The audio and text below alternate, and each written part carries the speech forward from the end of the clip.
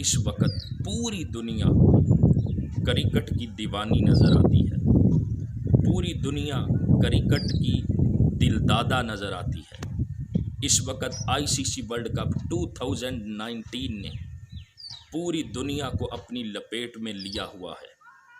پوری دنیا کے لوگوں کے جو تصورات ہیں، جو تخیلات ہیں، جو خیالات ہیں، ان پر ورلڈ کپ کا راج نظر آتا ہے۔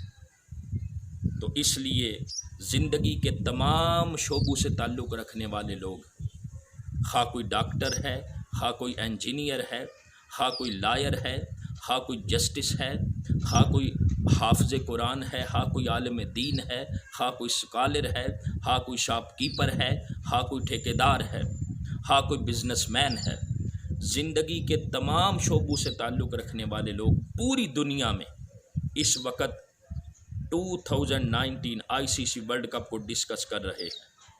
آپ گھر سے باہر نکلتے ہیں، چوک میں کھڑے نوجوان کرکٹ کی بات کر رہے ہیں۔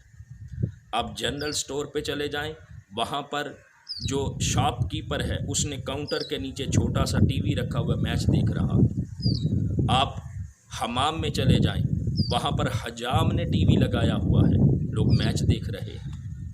آپ اسٹیشن پر چلے جائیں، وہاں پر ٹی وی لگا ہوا ہے، لوگ میچ دیکھ رہے ہیں۔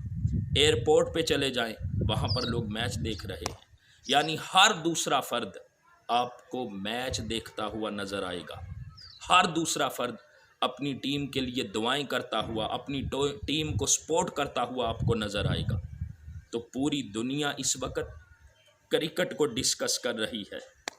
اس لیے میں نے مناسب سمجھا کہ جب ہر نوجوان، ہر دوسرے فرد کے دل پر اس وقت کرکٹ کا راج ہے، اس کے خیالات پر کرکٹ سوار ہے، تو کیوں نہ ہم اس آئی سی سی ورلڈ کپ 2019 کو ایک مثال بنا کر میں آپ دوستوں کو ایک بہت بڑی بات سمجھا دوں، شاید کہ آپ کے دل میں اتر جائے یہ میری بات۔ تو دوستان محترم، اس بات کو سمجھانے کے لیے میں نے قرآن پاک کی آیت کا سہارا لیا ہے، جس میں اللہ رب العزت نے فرمایا انما الحیات الدنیا لہو و لعب وان الدار الاخرۃ لہی الحیوان لو کانوا یعلمون۔ فرمایا دنیا کی زندگی کھیل کود کے سوا کچھ بھی نہیں، اور بے شک جو آخرت کی زندگی ہے وہ سچی زندگی ہے۔ لو کانوا یعلمون، کاش کے لوگ اس کو جان جائیں۔ اب اس آیت کا سہارا لیا ہے اور بات کیا سمجھانی ہے؟ دیکھیں، جو کرکٹ ہے ورلڈ کپ، اس کی مثال کیوں دی ہے میں نے؟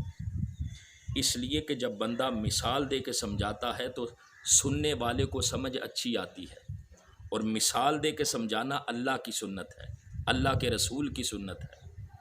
اس لیے مثال اس ورلڈ کپ کو بنا رہا ہوں، اور بات کیا کرنی ہے کہ دنیا کی زندگی اس کی حقیقت کیا ہے، اور آخرت کی زندگی اس کی حقیقت کیا ہے۔ قرآن نے بھی اسی چیز کو بیان کیا کہ لوگوں، دنیا کی زندگی کھیل کود کے سوا کچھ بھی نہیں۔ اب جیسے ہی ورلڈ کپ کے میچ ہوتے ہیں، اس گراؤنڈ میں کتنے تماشائی ہوتے ہیں، کتنے لوگ ہوتے ہیں، کتنا بڑا ہجوم ہوتا ہے، 1000 کے حساب سے لوگ وہاں پر میچ دیکھتے ہیں، اور پھر پوری دنیا میں بلین کے حساب سے لوگ میچ دیکھتے ہیں۔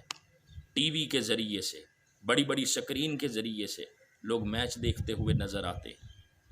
تو یاد رکھ لیں، جب میچ کھیلا جاتا ہے تو ایک بہت بڑی تماشائیوں کی تعداد میچ دیکھتی ہے۔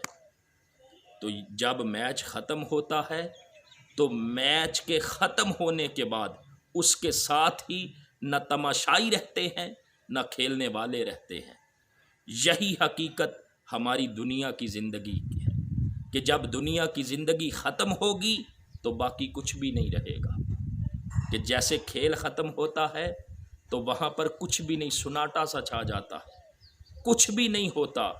یہی حقیقت دنیا کی زندگی کی ہے، جس کی مثال اللہ رب العزت نے کھیل کود کے ساتھ دی ہے۔ کہ جب یہ زندگی ختم ہوگی تو کچھ بھی نہیں رہے گا۔ اس لیے لوگو ان الدار الاخرۃ لہی الحیوان، بے شک جو آخرت کی زندگی ہے وہ سچی زندگی ہے۔ اور فرمایا لو کانوا یعلمون، کاش کہ لوگ اس حقیقت کو جان جائیں۔ تو ICC ورلڈ کپ کی مثال دی ہے، چونکہ لوگ اس وقت اس کے دیوانے ہیں میچ کے، اس لیے میں نے مناسب سمجھا کہ اسی کو بنیاد بنا کر اپنے دوستوں کو، اپنے سننے والوں کو دنیا کی زندگی کی جو حقیقت ہے وہ سمجھا دی جائے۔ تو دوستان محترم، دنیا کی زندگی کی حقیقت یہی ہے کہ سوائے کھیل کود کے کچھ بھی نہیں، کہ جب کھیل ختم ہوا کچھ بھی نہیں رہا، نہ تماشائی رہے نہ کھیلنے والے رہے۔ تو اسی طرح یہ جو دنیا کی زندگی ہے، جب ہم جائیں گے دنیا سے، جانا ہر ایک نے ہے، تو مرنے کے بعد کچھ بھی نہیں رہے گا۔ تو یاد رکھے مرنے کے بعد آخرت میں جانا ہے، اور آخرت کی زندگی سچی زندگی ہے۔ اور کامیاب کون ہوگا؟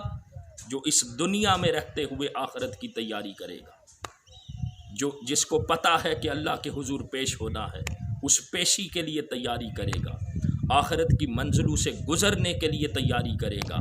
تو دوستان محترم، اس لیے اللہ رب العزت نے فرمایا لوگوں سچی زندگی آخرت کی زندگی ہے۔ لو کانوا یعلمون، کاش کہ ہم جان جائیں۔ اللہ تعالیٰ مجھے اور آپ کو سمجھ کی توفیق عطا فرمائے۔ وما علینا الا البلاغ المبین۔